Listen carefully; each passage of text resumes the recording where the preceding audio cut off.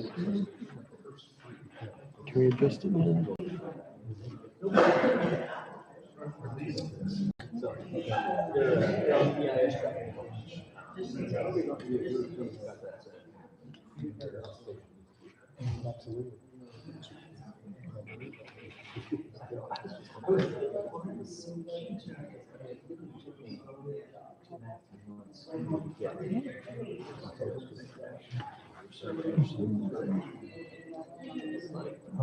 The camera on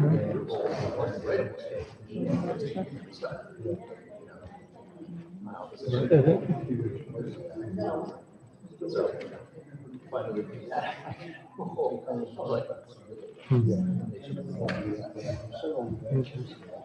Well, we'll just try as we go.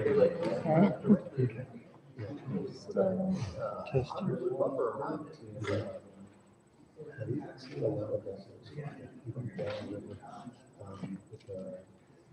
Okay. Okay.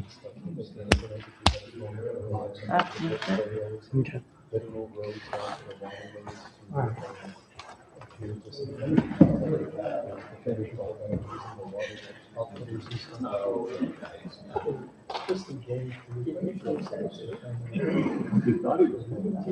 Good evening, everyone.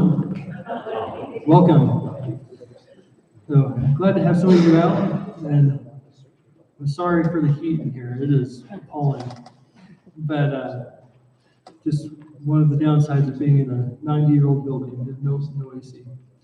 So, but we're really glad to have so many of you come for our Snake War lecture series. This has been a really good set of programs so far. We're really proud of it, and hopefully you've enjoyed it as well.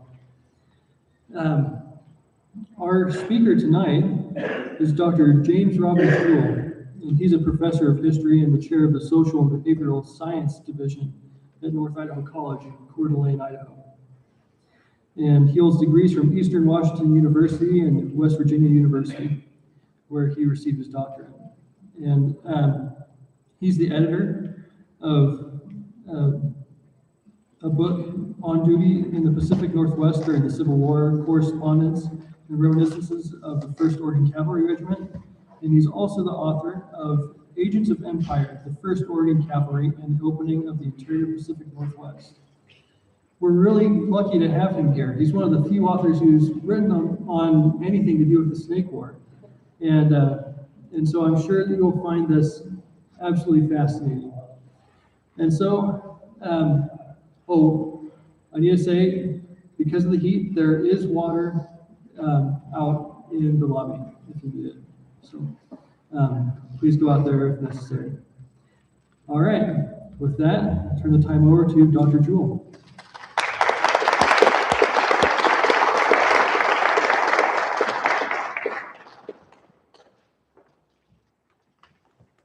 An old hotel guy, I should really know how to do the lavalier mic much more effectively. So hello. First, I'd like to thank Matt for inviting me to participate in this series. I would also like to thank everyone for coming out. As a historian, it's encouraging when institutions like the museum make the effort to shine light on rather obscure aspects of U.S. West history, and it's encouraging to see a number of people that want to actually learn it. So I'm happy to be here. Made the drive down here, which was last time I've given any presentations, they've been on Zoom, so I was happy to be within range of that. Before I begin, I want to acknowledge how important it was to include Wilson Weewa in this series, to allow him to give voice for the Paiute people who were in a no-win situation in the 1860s, really long before that, but as their way of life was feeling mounting pressure brought on by white immigrants trying to exert their authority over the land that had been traditional Paiute lands. It was also important to invite via Zoom Dr. Carpenter to participate in the series. I think his work brings to the surface the denial and erasure of much of the violence that existed towards Native Americans throughout the entire West, but we're focused here on the Pacific West. And I would say that it still partially exists, which I think is why he's doing that work. I mean, I can't speak for him. That seems to be what his approach was in his most recent book. Just as the first two speakers were authorities in their topics, I'm an authority on the 1st Oregon Cavalry, which makes me in a real group of entirely one. They weren't getting down the door to ask me to publish either of my books. And I think I may have actually had to beg the guy in Nebraska, I'm not sure. That was the second one. I will say the 1st Oregon Cavalry is really technically it's the 1st Regiment Oregon Volunteer Cavalry, but since there was only one, I just call it the Oregon Cavalry. It wasn't a second one. And since the Oregon Cavalry Regiment is even less known, if possible, in the state's history in the Snake War, my focus tonight is on the regiment and its operations up through, really kind of the focus begins to go in summary after 1864, because the vast majority of the Oregon Volunteers enlistment ended between November 64 and March, April of 1865. So before they would go out into the field in the following year. Handful stay around all the way actually until 66, so I will cover some of that. But because so much of of the Oregon Cavalry, like the Snake War, is unknown, I'm going to go into a deep dive there, which will take me a bit. So before I get going, I should say that even though I spend most of my time as an administrator these days, I'm still at my core a professor of history. They still allow me to teach one history class every semester. Therefore, when I go into class, and if anybody's an educator or was an educator, you'll understand this. Go into class, you have your learning outcomes objectives that you want for that class. I approach presentations the same way. So I have 4 learning outcomes that I'm hoping to achieve tonight. On the flip side, there will not be any examinations or test or papers for the audience. I'm just going to take it that it worked. Hopefully everybody will know when they leave why the 1st Oregon Cavalry was formed and the difficulties of forming it and the challenges they had to overcome. Second, this is the reason why I'm here, how the orders it received dictated its role and what its actions were during the early phase of the Snake War. 3, hopefully everybody leaves knowing that putting off binge watching something on Netflix until tomorrow was actually a good decision. And the 4th one is not really mine, but I know some people would be remiss if I didn't say it. There are a couple of university presses that would like it if somebody was inspired to buy one of those books to make you, Matt's got them, so the second or third person that has them. So before I do this, that guide on there is at the Oregon Historical Society. It's Company G, the last company formed. It's the only one in existence. It's the only flag that they have that we know of from the Oregon Cavalry. I don't remember the origins in terms of how they got it, but I think it was pretty recent. But I will say that doesn't mean the other ones aren't out there somewhere or some remnant of them. When I published an article, my first article on the Oregon Cavalry in 2009, it's a while ago. When I did that, a woman in Spokane Valley reached out to me, and she had her, I think it was uncle's cavalry sword, belt buckle, and more important to my research, and that stuff is really cool, to be clear, but also his diary from the 1st Oregon Cavalry, which I did use with her permission in the second book. So I'm hopeful that there's somebody out there finds in their closet, and it doesn't end up on eBay once they figure out what it is. And one of the organizations like this museum or the OHS get it. All right. So why was the 1st Oregon Cavalry formed? I'm sure that was the first question you had when you walked in here. The raising of a regiment of cavalry in the Pacific Northwest during the first year of the Civil War can be explained through math. Yes, I'm going to do a math problem. In fact, a math word problem. Good news is I'll do all the lifting. Which is weird because I always tell my students that I don't get asked date-based questions because that's math, and math is evil. But lucrative, so lucrative. All right, on December 31st, 1860, there were 1,195 regular U.S. Army troops present in the military department of Oregon, stationed at a dozen permanent or long-term temporary camps. A year later, and 8 months after the attack on Fort Sumter, South Carolina, the number of soldiers present for duty had fallen to 620. Stripping the Pacific Northwest of nearly 50%, there's that math, of the regional military force had consequences. The District of Oregon commander had the same responsibilities as before the war, that being the Civil War, covering the modern states of Oregon, Washington, and Idaho. Local civilians and politicians worried about their safety as they watched the Army depart. They primarily worried about various Indian tribes would take advantage of the reduction of U.S. military forces and retaliate for previous transgressions against the Indians. Particularly vulnerable were believed to be isolated farmers and, of course, miners. Mostly concerned about east of the Cascades. Eager to see the region turned into an economic contributor to the nation, the federal government had those concerns in addition to worrying about the safety of the inbound white immigration trains. Those people were looking to take advantage of the 10-year-old Land Donation Act, which effectively gave anybody that came in the right to formerly native lands if they would develop it into some productive, meaning farmstead lands. Once the Civil War began, an additional concern arose. Though this proved to be false, and it sounds a little bit ridiculous in hindsight, they were indeed very nervous about the possibility of Southern sympathizers rising up here in the Northwest and taking the Northwest out of the Union or joining with California and creating the Republic of the Pacific as a separate entity, which was the Republic of the Pacific idea had been kicked around for a while years before. They were worried about that, or openly Southern sympathizers somehow joining the Confederacy from Portland, I don't know. And so the most likely version, that's that medallion in the middle, was the pro-slavery shadowy Knights of the Golden Circle. They thought they would rise up to challenge the federal authority in the region, despite no actions being taken in the Pacific Northwest by Southern sympathizing populace, other than some cheering for Jeb Stuart occasionally at bars.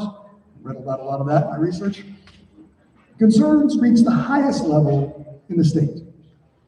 The second wartime governor, a guy named Addison Gibbs, employed spies to keep him informed of the potential threat of the Knights of the Golden Circle. There are two pieces of archival material accounts by individuals claiming to have been spies for the governor who talk about infiltrating meetings. And they're talking about stuff like there was thousands of them, they're trying to get thousands of arms, all of which seems entirely ridiculous, and myself and a couple of other scholars who have delved into that didn't use it in any of our work, ergo we're not necessarily believing it, but then at the time they were nervous about it, so it did impact government and military decisions. Such concerns proliferated throughout the far west and were much more legitimate elsewhere, particularly troubling in California. This led the Department of the Pacific commander, an older guy with a fantastically awesome looking white beard and white hair, Edwin Sumner, to report to Army headquarters, quote, "I have no doubt, but there is some deep scheming to draw California into the secession movement." End quote. Some of the Oregon politicians and some civilian leaders were fearful that might happen in Oregon as well. By early fall 1861, Army headquarters decided to establish a mounted volunteer force, later augmented by 2 infantry units, in the Pacific Northwest. So how did the politicians and the military leaders do it? Well, they lied, of course. Leaned on patriotism, and when that still didn't raise enough troops, they bribed them. Let's see what we can get to.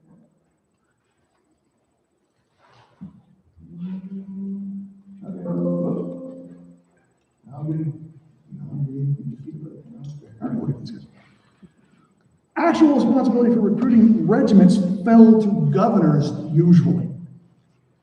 They in turn selected usually politicians and or friends to be the field officers. Those guys coordinated with recruiters.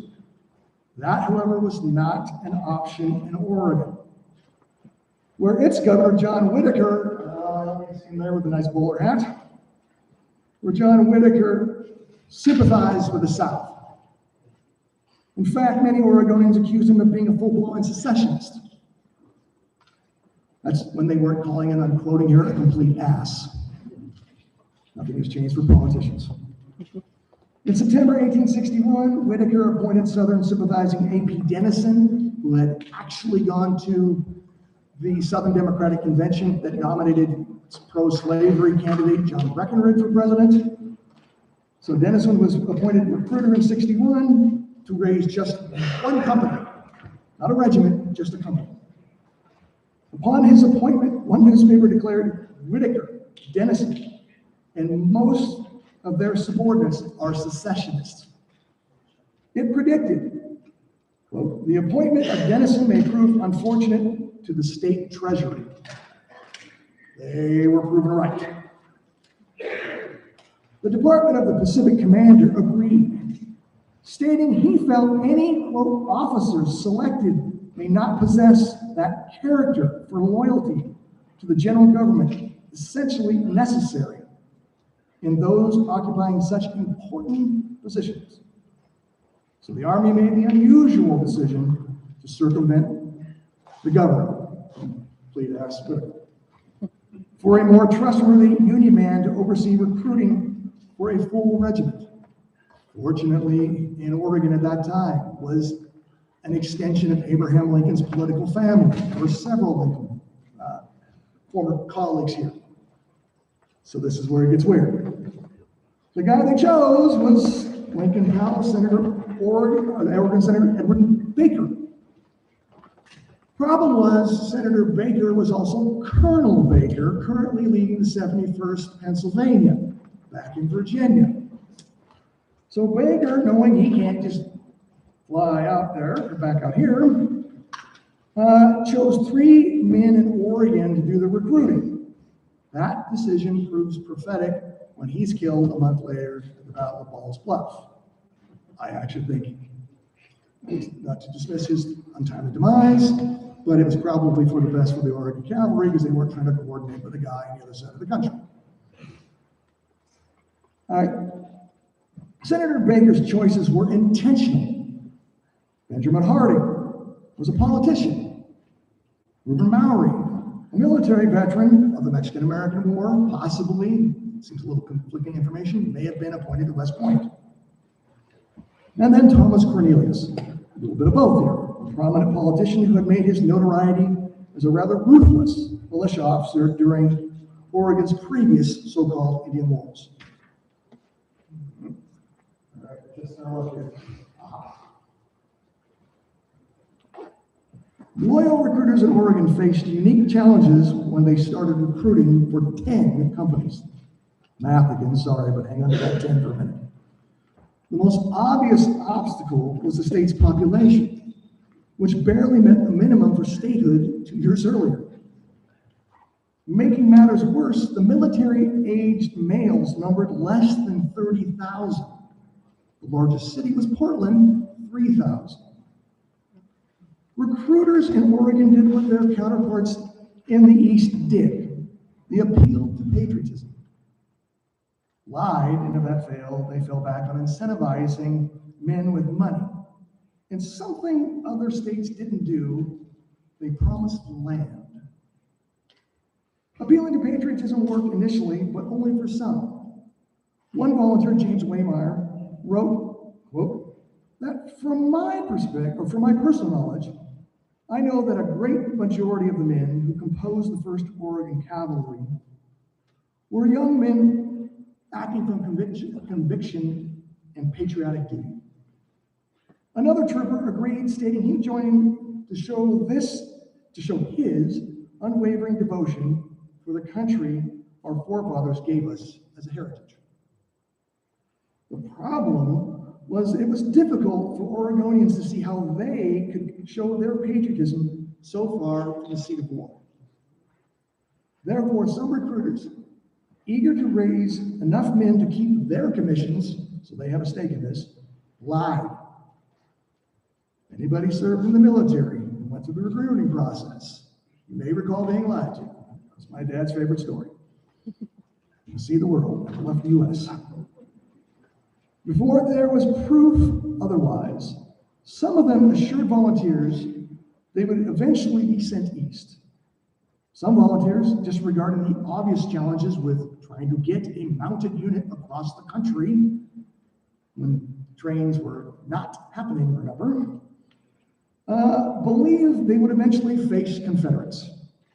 William Colvig, who was just 17 when he volunteered, charitably speculated, probably the recruiting officers that acted in good faith in promising us we would soon be in active service and on the firing line in the East.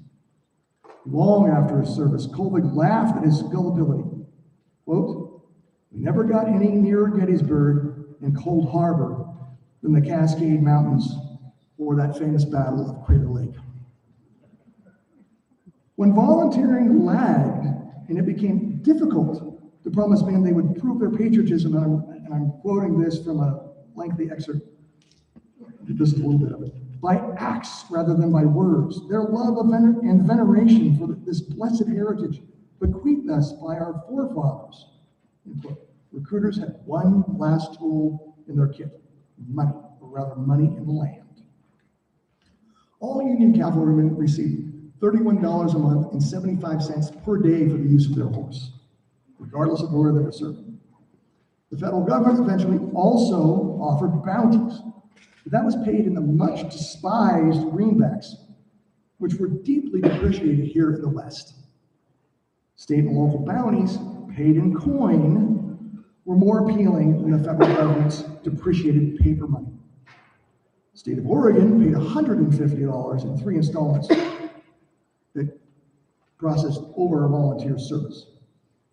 Local communities also tried to raise money with some limited success.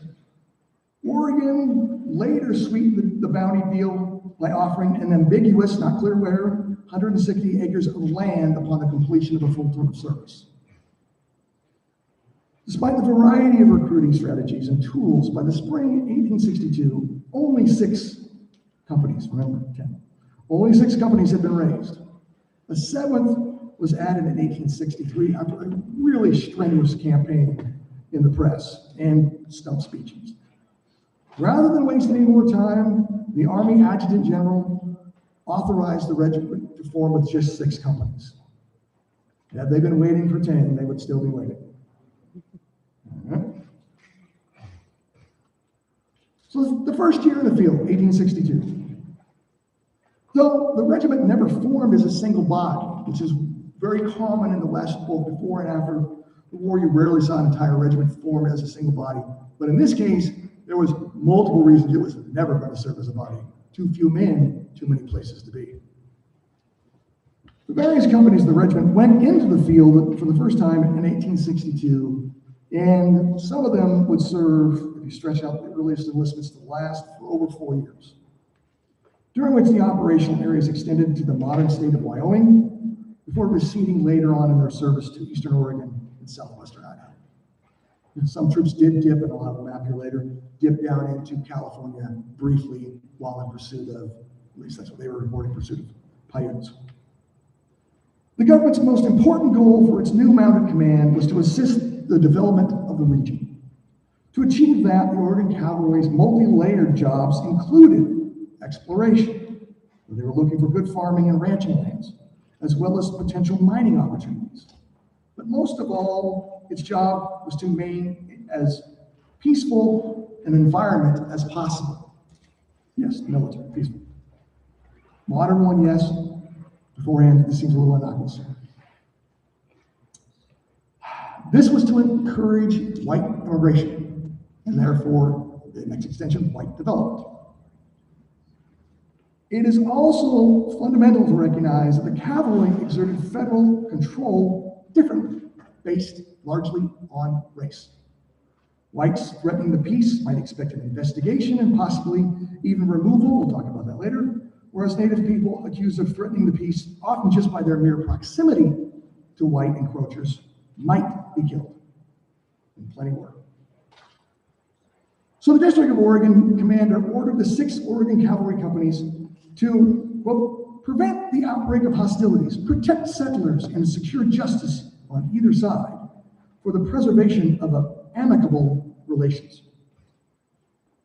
Though unsaid in 1862, the main concern was preserving white gold miners from alienating the powerful Nez Perce people. To achieve that, Company F was soon sent to the Nez Perce Reservation to establish Camp, later Fort Lapwai, near present-day Lewiston, Idaho. This became Company F's primary responsibility for the next 2 years, where it barely interacted with the other companies, except during the negotiations that took place with the Nez Perce the next year. Company C moved to Southern Oregon to placate local leaders who complained loudly about their fears of raids by local Native people. Of course, there was no real evidence they had anything to fear at that moment from the Klamath, Modocs, and other people. However, that didn't matter. They kept complaining, and they put a lot of political pressure on the military. Company C remained there for the entirety of its service, only participating in the last expedition and not in the way they had intended. So already the number of Oregon Cavalry companies available for patrolling the eastern 2/3 of the state of Oregon and into all the way into southeastern Idaho was reduced by 1/3. District Commander, a guy named Benjamin Alvord, ordered companies A, B, and D to head to Fort Hall in what is now southeastern Idaho, providing protection for immigrant trains heading to Oregon and serving as a buffer between the mostly Shoshone and Bannock people and whites crossing through their lands. Company E operated out of Fort Walla Walla, sending out regular patrols and responding to local white complaints about threats or harassments from Native people, usually not identified by any particular name. The District of Oregon commander demonstrated the government's preference for quiet on the frontier when he reminded the regiment's commander, that's Colonel Cornelius, previous slide, quote, to prevent rather than combat hostilities with the Indian tribes on our frontier should be the policy pursued. Of course, this was at odds with the approach Cornelius had taken when a militia officer during the previous Indian Wars. Fortunately for all involved, he doesn't do much field service. Preventing conflict was purely a practical preference, not necessarily humanitarian. Conflicts with Native peoples were expensive. You could get killed. Difficulty in carrying them out. And they required more vigorous and sustained time in the field where weather and terrain could make life miserable if it didn't kill you.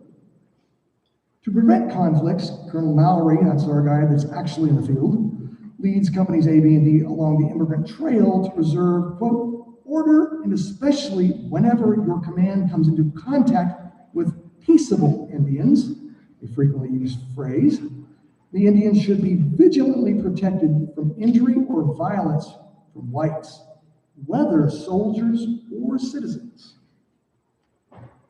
It is important to note the caveat, peaceable Indians. Mallory's troopers remained in southern Idaho until mid-fall, escorting straggling wagons as they headed back to Fort Walla Walla for the winter, which they reached in late October, having maintained peace without any violent encounters.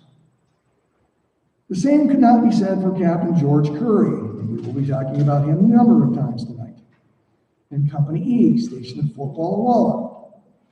By the end of the 1862 operational season, Curry had led many patrols out from the fort into southeast Washington and northeast Oregon. His views and actions towards the many different native peoples he encountered demonstrates that he and others were very complex in their attitudes towards Native Americans. His actions in 1862 bear that out. In late winter, Curry, ordered to investigate reports that some unspecified Indian men had killed miners on the John Day River, goes out after interrogating some Yakima men he found in a small encampment. He quickly realized the report was a lie and that it was the whites that were causing the problems. Promptly left the encampment and reported what he had found to his superior. I found no evidence of any actions being taken against any white guys. They don't use the names in the reports, so I didn't know. So who to look for, but I didn't find anything about any reprisals for their trying to stir up the army against the Indians. 5 months later, a petition from 24 white men living in the Grand Ronde Valley claimed a group of Cayuse men were harassing whites up and down the valley and tearing down their homes. Curry and his men were sent to arrest the leaders in the encampment and bring them back to Fort Walla Walla for interrogation. Curry found the camp and planned to take some of the men captive. Not surprisingly, things went badly as his heavily armed men advanced on the camp. In Curry's account, so these are I'm not quoting, but this is a summation. A Cayuse man standing outside a brush lodge reacted by attempting to pull out a pistol. Curry killed him, the man standing next to him as well. Then his company surrounded the lodges and forced everyone to disarm and stand in front of the cavalrymen to prove they weren't a threat. Before leaving, Curry tried to explain to the terrified Cayuse people that he had not been sent there to kill them. Hard to explain next to the two dead guys. From the military and government's perspective, the Oregon Cavalry had fulfilled its orders. They had assisted an estimated 5,000, I think that number's low, white immigrants to reach Oregon that year and mostly kept the peace on the frontier. And we might say, they would have said none, I'll say limited violence. All right, so this one here is an excerpt from a newspaper. I think it was the Walla Walla Statesman, either that or the paper out of Salem. So I want to take a short aside here to comment on and talk about soldier correspondence, which technically violated military policy. And since my first book is based largely on those, I'm really happy they did. Many Oregon troopers began sending letters to newspapers from Sacramento to Walla Walla, from Portland down into Jacksonville, with descriptive details about the suitability of the lands they rode, which that's a little bit of that, throughout their service in 1862 for farming and grazing, and they always reported any rumors about possible mining strikes. That was news white residents and immigrants alike happily consumed, which is why the newspapers published the letters. I didn't put in my quotes here, there's that one there, Campus Prairie. These are a different kind. Troopers, however, didn't just write about the land and its possible development by whites. They also revealed their thoughts and attitudes towards and about the native people in the region. One soldier correspondent's use of the nom de plume of snake hunter makes it pretty clear how he hoped he would be spending his summers in early falls. In another example, the trooper says it clearly they were quite proud of their attitudes, and as volunteers recruited in Oregon, they understood most of the readers shared their views. So when did the Snake War start?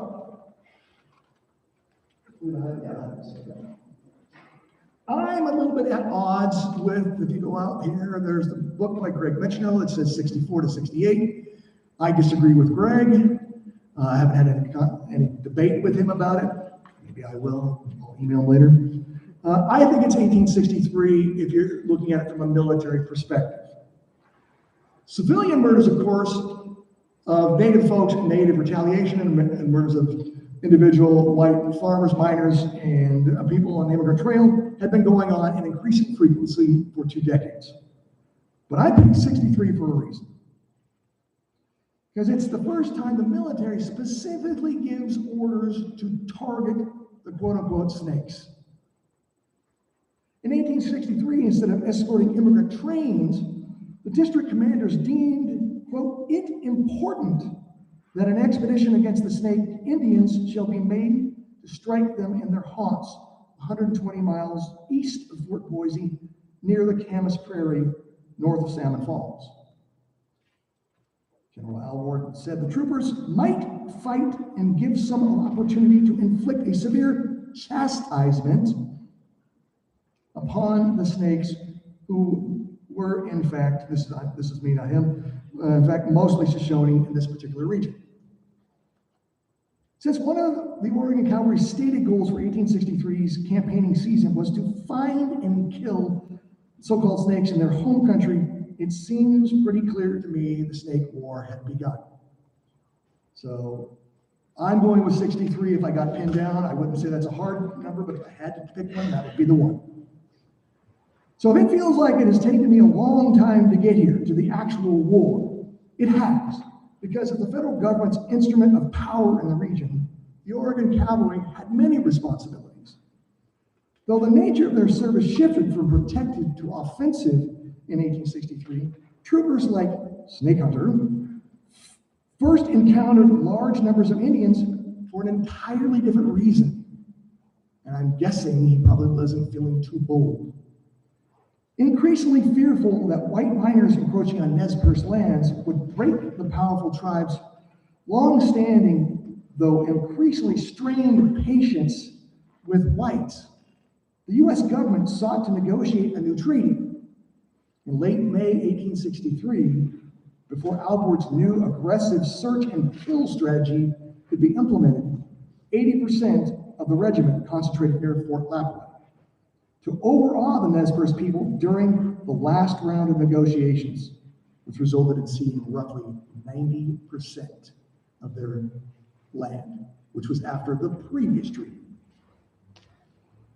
One of the troopers explained, again showing a nuance that some ignore, that the treaty led to, quote, their agricultural lands being taken and settled upon, their finest watering places having been enclosed.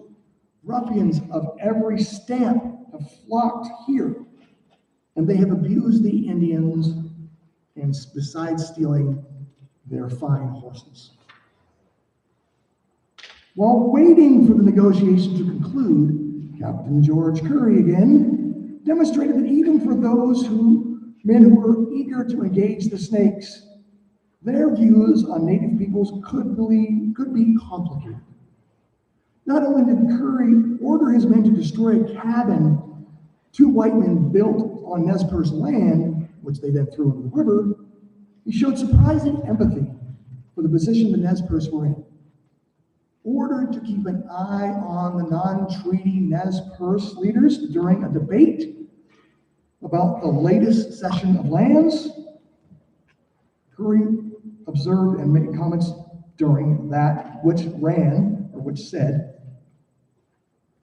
quote, as he's watching it, the debate ran with dignified firmness and warmth until nearing midnight in the morning, when the non-treaty leaders, in a warm and in an emotional manner, declared the Nez Perce Nation dissolved.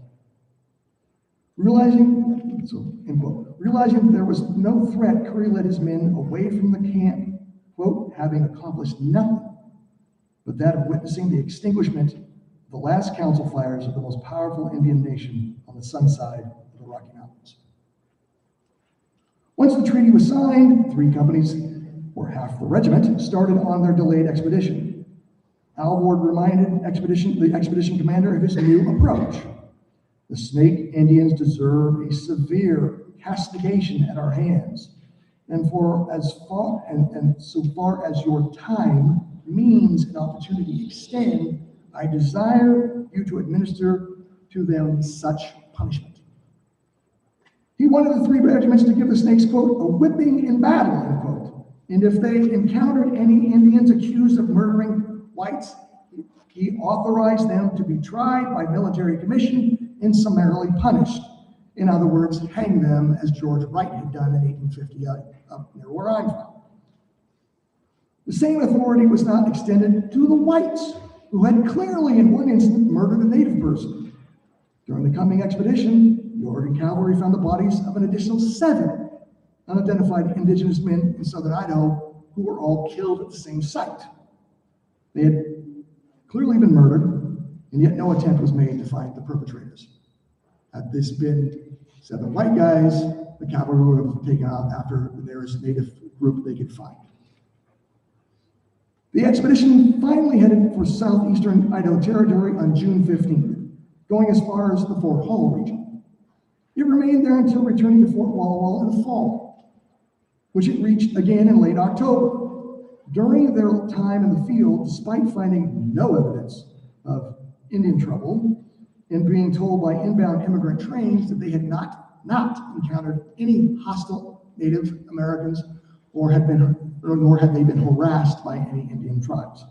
Despite all of that, Oregon cavalrymen attacked at least 2 Indian bands without provocation, killing and wounding indiscriminately, although I don't have the numbers, taking and interrogating some Shoshone men as prisoners.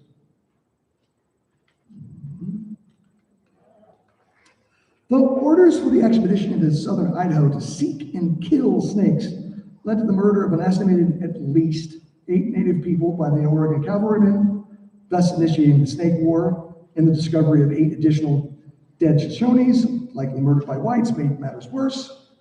Other companies engaged in several activities during the operational part of the year. Company F hopelessly continued to try to protect the Nez Perce people from white encroachment after the so-called treaty negotiations ended. It took some years to be official. White folks, miners primarily, rushed in immediately. Other troopers continued to record the suitability for white development of the places they went and published those observations in regional newspapers. Also, military recruited Company G. Fortunately, that happens, so we have the flag. And the isolated Company C eventually built Fort Klamath, with the troopers providing the primary labor force. So 1864, I'm using a lot of dates here, my students would be really disappointed. 1864, the penultimate year in the regiment's service, when the Oregon Cavalry focused more on the snakes than at any other time in its service. It contracted its operational areas mostly to eastern Oregon, with 1 escort patrol going as far as Fort Boise, which meant when the cavalrymen used the word snake, this time they mostly meant pipes, northern pipes. A new enemy emerged, we'll see him in a minute, who they both reviled and feared. And the body count, mostly Paiutes, rose. I apologize for the LA freeway map. My map maker was a great lady, did a great job, but a lot was happening and we didn't have the option of using color. Fully aware of the enlistment for most of the Oregon troopers expired between November 1864 and March or April 1865, General Alvord determined to orchestrate a destructive campaign that would force the snakes into a treaty.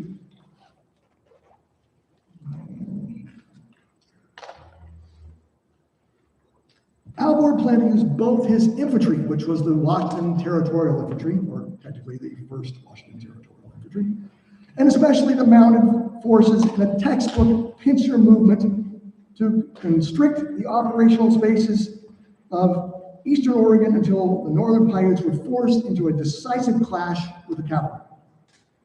He hoped, quote, to put 2 expeditions in the field the whole season for that purpose against the Snake Indians. 1 from Fort Dalles, southeasterly, 1 from Fort Boise, westerly and southwesterly. I shall recommend a movement from Fort Klamath, easterly. Recommend here is important. He does not have authority over Fort Klamath. It is in another military jurisdiction, even though they're Oregon Cavalry. Things went awry when the easternmost command headed out from Fort Walla Walla. Previous one. From Fort Walla Walla and not Fort Boise. His orders to his officers carrying out the operations also reminded them of what political leaders in Salem and in Washington, D.C. wanted, quote, to quote, protect the whites in mining, in the exploration and occupation of the country, not included in Indian reservations. He set the start date for mid-April if all went well, which of course it didn't.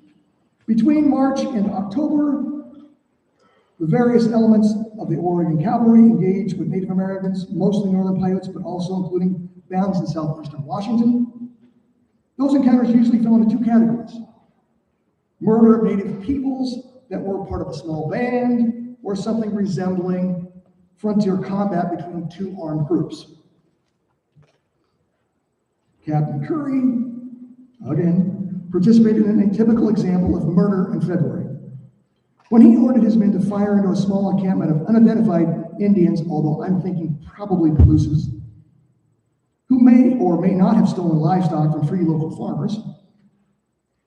Though he claimed to have ordered the volley fired away from the dwellings as a means to convince the inhabitants to show themselves, which seems an unlikely response from the people with good reason, why they should believe they weren't going to be murdered when they're shooting at them. One of those shots, supposedly not meant to hit anybody, went into one of the lodges and hits a person in the neck, inflicting a mortal wound. 4 months later, during his months-long expedition in southeast Oregon, Curry and his men were responsible for an even more egregious murder, and his men rode down 4 likely Paiute men who were fishing. In Curry's rather chilling words, quote, killed them and moved up the creek in search of more, but only found one, killed him, and moved up, and then returned to camp. During the 1864 operations, portions of both Curry's and Drake's columns engaged in firefights with multiple Paiute groups. In fact, one of Drake's subordinates, Lieutenant James Waymeyer, the kid-looking one there, joined a band of civilian vigilantes, Joaquin Miller, who became the writer Joaquin Miller, in March to recover a herd of stolen livestock. The pursuit went on for a long time. The civilians got tired and started whining. They finally found the Paiutes, or thought they had. The civilians proved inept and full of bold talk, but not much actual courage when the Paiutes were firing back at them. Not only did the civilians charge into a valley where they thought the steam from some hot springs was a native camp, not the brightest guys. When Curry's troopers were nearly surrounded, they refused to come to his aid. Forced to fall back in a running firefight, the first encounter of the season proved to be a disaster for the Oregon Cavalry, which included 3 soldiers and 1 civilian vigilante who were sent off to investigate what later proved to be some flocks of geese, as potential camp. They were never seen again, marking the regiment's first combat casualties. Part of Captain Drake's column, suffered a far more resounding defeat 2 months later near Juniper Butte, where an attack on a Paiute camp, supposed to be Chief Polina's camp, resulted in the death of Lieutenant Stephen Watson, 2 troopers, and at least 2 Warm Springs Indian scouts on May 18th. After the encounter, both sides fled. Cavalry guys paranoid that they were going to be pursued, and Native folks realizing very quickly that if they didn't leave now, they would be pursued once the cavalry reinforcements arrived. There could be some interesting psychological history done on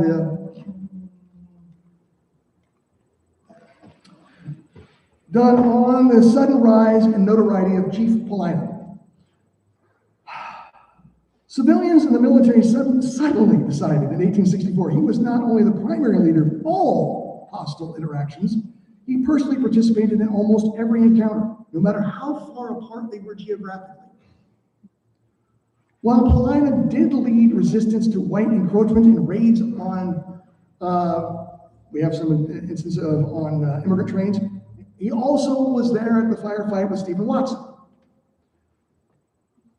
But being being accused of or confirmed, they thought, of being at, participating, or leading attacks far apart geographically while all happening simultaneously shows for sure that he was in, as they say, in the headspace of the U.S. Cavalry, in this case, the Oregon Cavalry.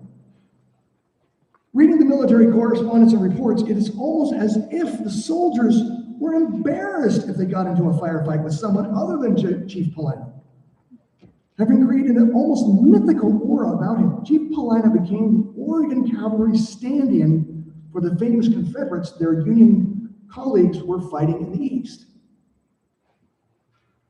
Paulina's fate is beyond my work on the Oregon Cavalry, but the method used to induce him to surrender his band to the military and the later desecration of his body is a stark reminder that when whites used the term savage on native peoples, they clearly had no sense of irony.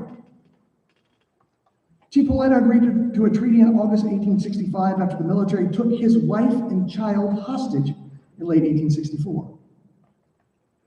As one frontier cavalry officer explained this strategy, this was no accident. Quote, an effective blow can always be administered to them by capturing their wives and the little ones. As the Oregon Cavalry commands returned to the various forts to settle in for the winter, passing time until they were discharged, most of the men agreed with Captain Drake, who wrote, 3 years in succession appropriated to this kind of service is sufficient for most anyone, which seems like he was ready to turn in his commission or wait for it to expire. But he got a promotion and stayed in the infantry another year and a half. By the start of the operational season, in 1865, less than 200 Oregon cavalrymen remained to participate in the increasingly violent snake war. They were parceled out in even smaller groups to temporary camps throughout eastern Oregon and southern Idaho. By the way, these are some rudimentary places, not like Camp Watson here, but some of them look really rough, resulting in the diary I got from this person that sought me out. Her relative, as well as an officer, had diary accounts of being stricken by plague while encamped. The new regiment of Oregon infantrymen in this environment, as well as the new regiment of the infantrymen, as well as the regulars, when they finally began to trickle in, took on the majority of the responsibility of operations from late 1865 forward, and all of them from about halfway through 66. Those troopers providing protection for the Central Military Road Survey, that's Captain McCall's guys, which actually ran west to east in southern Oregon, that's why they called it the Central Military Road, during the summer was likely the most significant contribution to the development of the region in 1865. With the expiration of the last handful of enlistments in August 1866, the Oregon Cavalry ceased to exist, though it had been a skeletal unit since November 1864. The conflict raged on, and more lives were claimed until a one-sided treaties ended it in 1868. Despite being the only mounted and therefore most mobile military unit in the District of Oregon for 4 years, the 1st Oregon Cavalry Regiment participation in the early stage of the Snake War was only one of the many responsibilities it had. The major military buildup after the end of the Civil War led to an expansion of the violence and resulted in forced treaties much more quickly than was possible to achieve by a single undersized regiment carrying out multiple responsibilities. That, however, is a presentation for another time. So though I do not have time to check with all of you to evaluate learning outcomes, I hope you learned something new about the Oregon Cavalry and its role in the first phase of the Snake War, that you are not disappointed that you had to put off binge watching The Burrows on Netflix. By the way, I'm going to do that when I get home. And then I sparked a desire to want to learn the rest of the story, because I know a couple of publishers that would be really excited about that story. All right, thank you.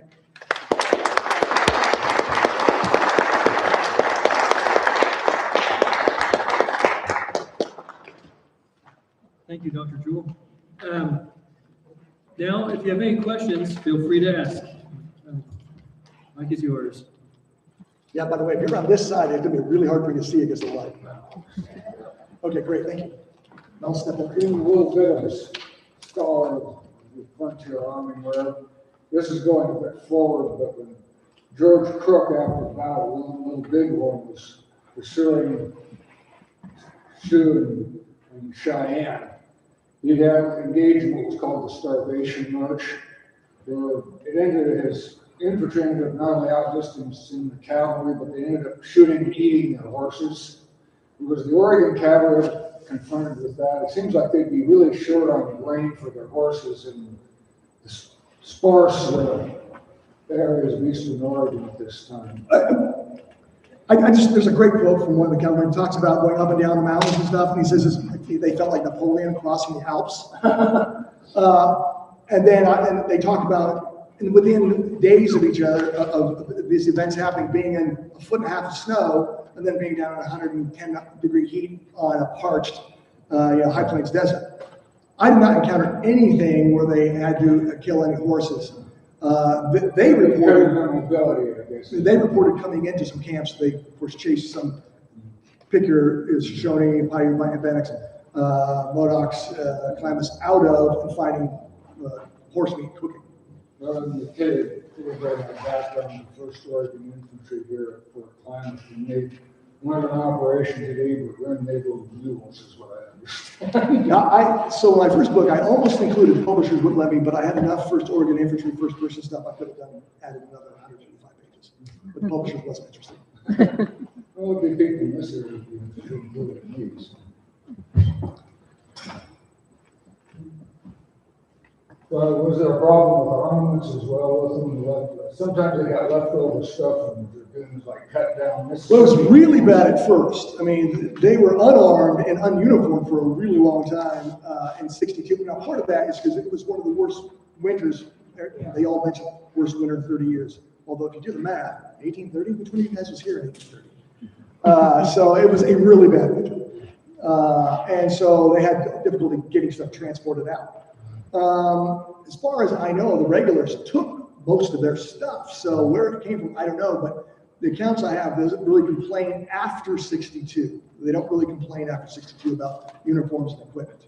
So however and wherever it came from, it seems to have been okay, at least after late '62.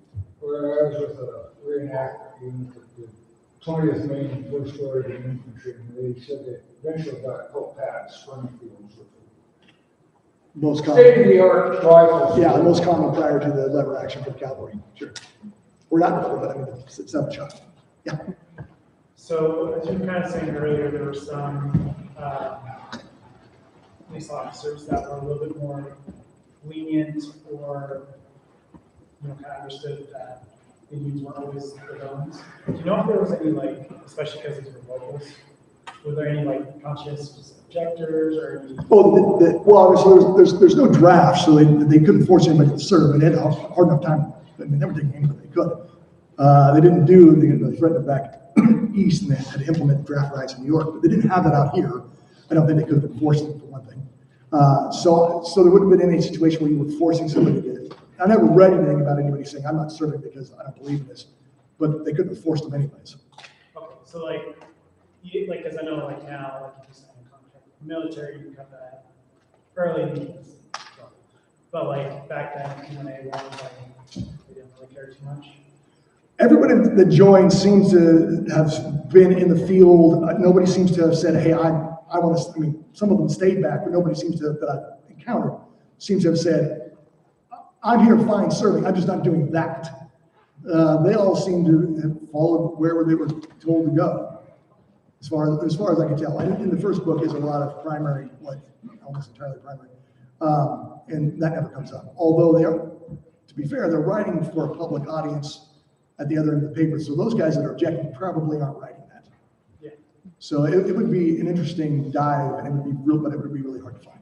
Yeah, because I was like kind of curious with like the internal conflict, especially, you know, like some of these people are like, okay, it's not Indians. Obviously, they didn't do what they should have done, or went as far as to help protect these people. But I remember one of the previous talks they had an excerpt from one of the officers' wives who was talking about how, Gilson, I think, is it's a pretty famous book. yeah, she's like talking about how this whole affair was. So I was kind of curious if that was like any sort of records of people just being like, I'm not going to do this anymore.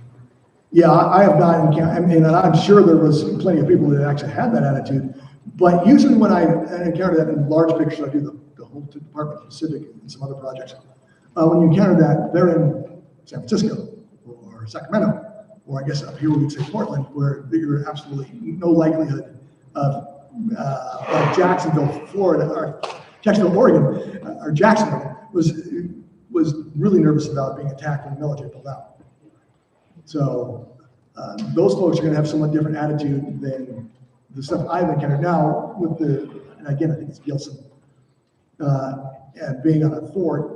That's a pretty brave statement, actually, although it was not, she wasn't like out there. I mean, maybe she's conversing with people about it, but she wasn't publishing it at the time. Cool. Any other questions? In terms of recruitment with Oregon Cavalry, or any volunteer unit in the West here, have they been competing against more profitable civilian pursuits like mining and timber? And why should I go fight? I can make a lot more money. Yeah, it was a real challenge. I mean, that's why you have all these extra inducements, because there's even in the East, I mean, you could be a farmer. Why didn't there be such a huge number of immigrants in the Union Army? They didn't have job opportunities. And so out here, yeah, they were competing with that. Although I loved as I went through there and looked at them in their deep dive, the professions. I mean, one guy's a waiter, you know, and so he clearly wasn't making it in trying to do it. He'd been trying to be a miner, but it wasn't working. So at the time he enlisted, he was a waiter. So the mining thing sounds lucrative. For most miners, it wasn't. I mean, the most valuable thing to do is it's not mining, it's mining miners. Bars, brothels, tent hotels, whatever, that's way more lucrative than actual mining for most. Carrying the timber, supplying the Yeah. That was something with Fort Klamath, is that Drew was in a lot of public hot water. The military exonerated him, but he was in public hot water in the press because they thought he was getting these contracts with his friends and possibly getting kickbacks. Well, the accusation too was, well, we're going over the ranch and Lake of the Woods and because he's got interest in Ashland and Jacksonville. Yeah, there's a lot of speculation about his real estate investment. But after he left, I don't have any evidence he ever came back. So he wasn't a particularly poor officer, but he doesn't seem to have been guilty of anything, at least in my findings. I got a question for you. Sure. So when you were talking about the snake, you referred to the Snake Indians as Shoshone? Depending on where the troops are, they use that phrase everywhere. And so snake is a white invention. I actually did a deep dive to try to figure out what the etymology That's is. what they call the Shoshones during that time of the snake. Shoshone, it starts with them with Lewis and Clark, according to, and then historian, I want to say Utley, I'm not 100% sure, but I think it was Robert Utley.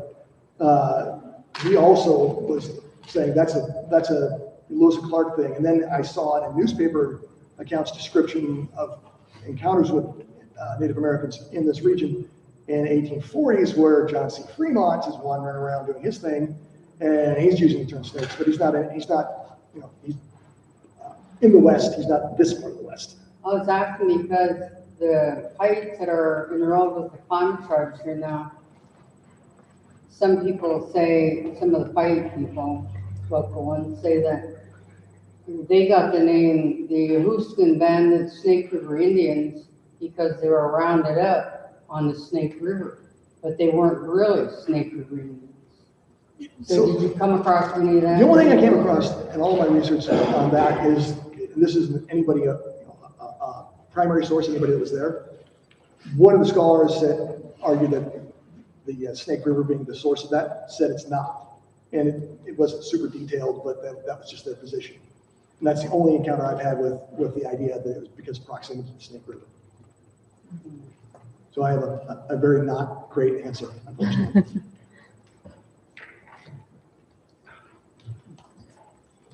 All right. Any other questions?